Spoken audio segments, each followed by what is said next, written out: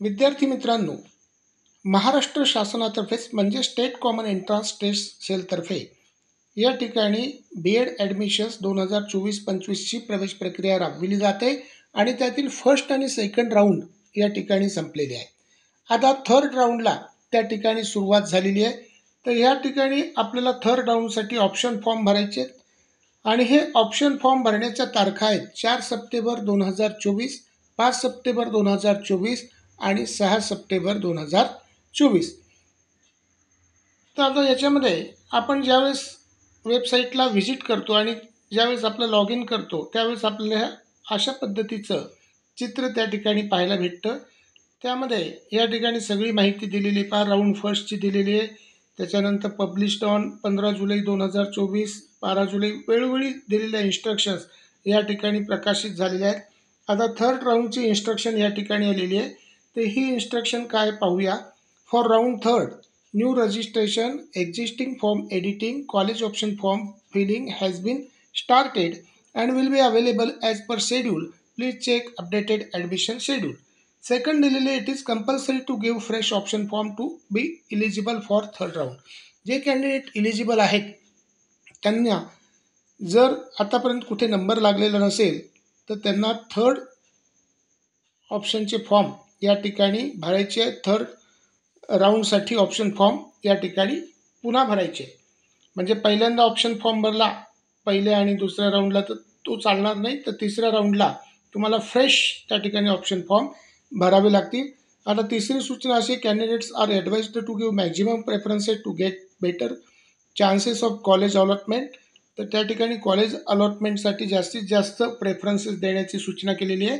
चौथी सूचना अशी, after giving college preferences please check it and lock approve option form. तर पहिल्यांदा चेक करा की आपण कोणत्या पद्धतीचं कॉलेज भरलेलं आहे, कोणत्या प्रकारचं आहे आणि चुकीनं तर भरलेलं नाही आणि नंतर त्या ठिकाणी लॉक करा. त्याच्यानंतर पाचवी जी सूचना आहे, it is compulsory to lock the field option form. म्हणजे तुम्ही त्या ठिकाणी फॉर्म भरल्यानंतर तो लॉक करणं आवश्यक आहे. During the option form filling time frame candidate can unlock and relock option form any time. जर तुम्हाला त्या ठिकाणी पुन्हा जर त्याच्यामध्ये काही बदल करायचा असेल तर पुन्हा अनलॉक आणि रिलॉक त्या ठिकाणी तुम्ही करू शकता. After locking please check field option form. तर लॉकिंग करण्याच्या आधी ऑप्शन फॉर्म त्या ठिकाणी आपल्याला त्या ठिकाणी हे करायचे. त्याचा या ठिकाणी कॅप राऊंड फर्स्टची सूचना आली होती. त्याच्यानंतर कॅप राऊंड सेकंडचा टाईम टेबल आला होता. कॅप राऊंड थर्डचा आता आलेला आहे पहा. या ठिकाणी 31/8ला display of vacancies for round third.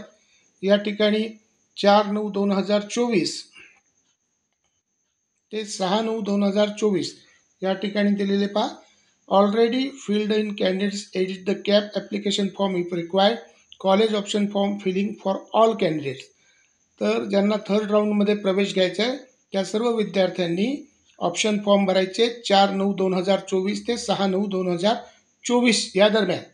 त्याच्यानंतर जो टाईम शेड्यूल दिलेला आहे त्याच्यानुसारच भरायचे. त्याच्यानंतर ई स्क्रुटिनी होईल एक्सपर्ट कमिटीकडनं 4/9 ते 8/9पर्यंत.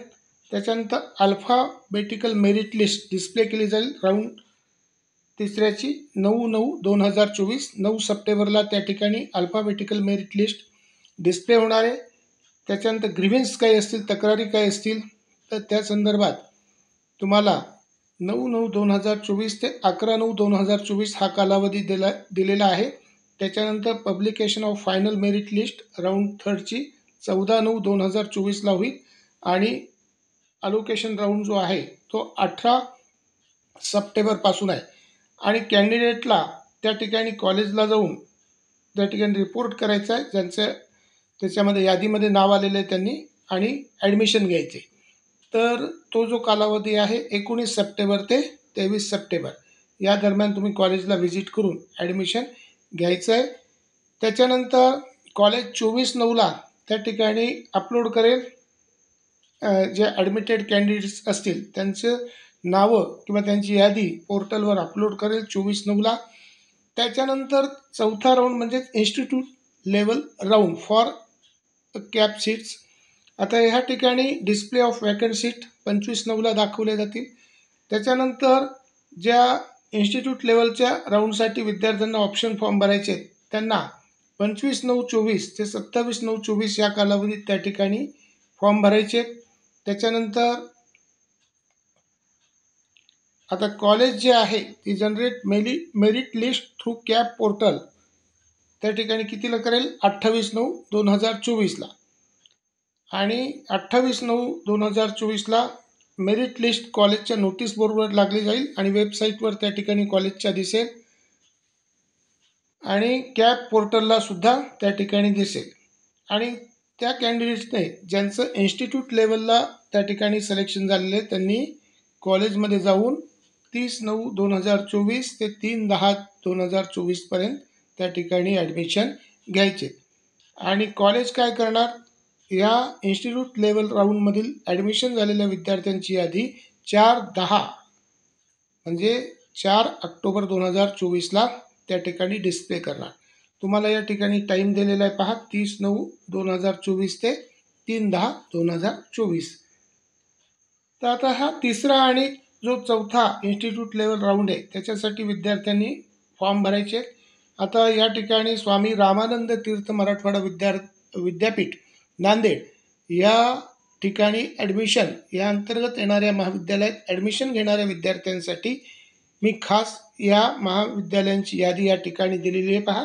इथे लातूरचं कॉलेज आहे अभिनव कॉलेज ऑफ एज्युकेशन, या ठिकाणी दुसरा आहे भगवान बाबा BEd कॉलेज कारेगाव, तिसरा आहे Dnyanvardhini college of education Hingoli, doctor Ram Rodge Adhyapak Mahavidyalaya Selu, doctor Shivling Shivacharya Maharaj college of education Ahmedpur, त्याच्यानंतर श्री संत गाडगे महाराज BEd कॉलेज बलसोड हिंगोली, त्याच्यानंतर एज्युकेशन सोसायटी नायगाव अध्यापक महाविद्यालय नायगाव, त्याच्यानंतर Jaykranti college of education Latur, Janata BEd college Mahavir society Nanded, Jijau college of education Bachoti taluka Kandhar, Ramrao Patil BEd college Udgir, Mahatma Gandhi BEd college CIDCO Nanded, Mahatma Phule BEd college Jalkot, त्याच्यानंतर जिजामाता बहुउद्देशीय शिक्षण प्रसारक मंडळ पातोदा, मानवेंद्र केंद्र अध्यापक महाविद्यालय जळकोट, त्याच्यानंतर Matoshri Kesharbai Kale college of education Latur, NTS college of education Parbhani,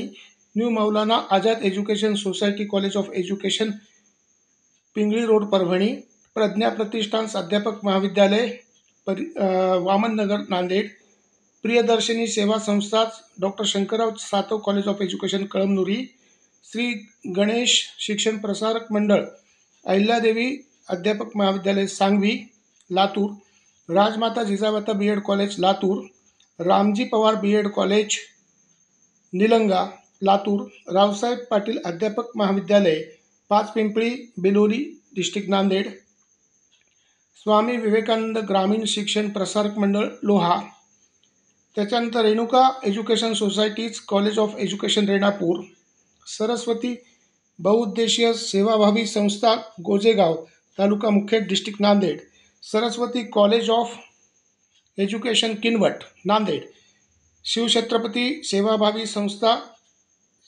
Sindgi Shahuraje college of education Ahmedpur, Shri Dnyaneshwari Manav Vikas Mandal RBM college of education Hatta taluka Basmat district Hingoli, Shri Sharda Bhavan education society's BEd college Nanded.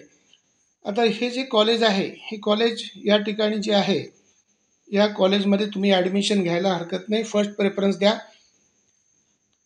या ठिकाणी college जे आहे SRTMU नांदेडच्या अंतर्गत आहे, मराठी मीडियम आहे, अनएडेड आहे, को एज्युकेशन आहे आणि ह्याच कॉलेजला मी अध्यापन करतो आहे. मराठी, इंग्रजी, geography, social science, mathematics, agriculture हे सगळे स्टुडंट्स या ठिकाणी ॲडमिशन घेऊ शकतात. एकूण ज्या जागा आहेत शासनाच्या नियमाप्रमाणे 100 जागा दिलेल्या आहेत, त्यानुसार ॲडमिशन त्या ठिकाणी होतील. EWSचे सुद्धा त्या ठिकाणी ॲडमिशन होतील. त्याच्यानंतर या कॉलेजकडे विशेष लक्ष द्या, याच्यामध्ये फर्स्ट प्रेफरन्स द्या या कॉलेजला, Shri Sharda Bhavan education society's BEd college Nanded. त्याच्यानंतर दुसरं आहे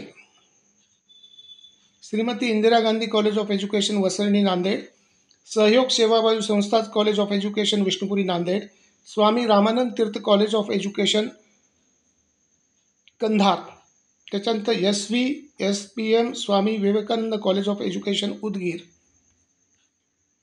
त्याच्यानंतर वसंतराव नाईक अध्यापक महाविद्यालय शिरूर ताजबन, त्याच्यानंतर YVSPM college of education Gangakhed district Parbhani. तर एकूण 36 कॉलेज या ठिकाणी दिलेले आहेत. शारदा भवन BEd कॉलेजमध्ये क्वालिफाईड स्टॉप असून या ठिकाणी आमची जाहिरातसुद्धा प्राध्यापकांनी तयार केलेली आहे. प्राध्यापकांची टीम अतिशय मेहनती आहे. प्रवेश प्रक्रिया या ठिकाणी राबवली जात आहे. पर्सनॅलिटी डेव्हलपमेंट, स्पर्धा परीक्षा या संदर्भात मार्गदर्शन केले जाईल. वैशिष्ट्ये आहेत सुसज्ज इमारत, भाषा प्रयोगशाळा, विशेष प्रशिक्षण, व्यावसायिक विकास, वाचन कक्ष असलेली लायब्ररी, इंटरनेट सुविधेसह कम्प्युटर लॅब. तर या ठिकाणी भरपूर काही सुविधा आहेत. आपल्याला स्पर्धा परीक्षांचा अभ्यास करायचा असेल किंवा संशोधन कार्य त्या ठिकाणी पुढचं करायचं असेल तर बऱ्याच सुविधा महाविद्यालयात त्या ठिकाणी आहेत.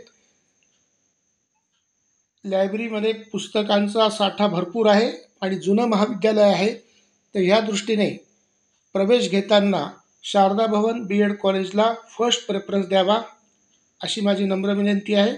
धन्यवाद. थँक्यू. सबस्क्राईब करा, शेअर करा.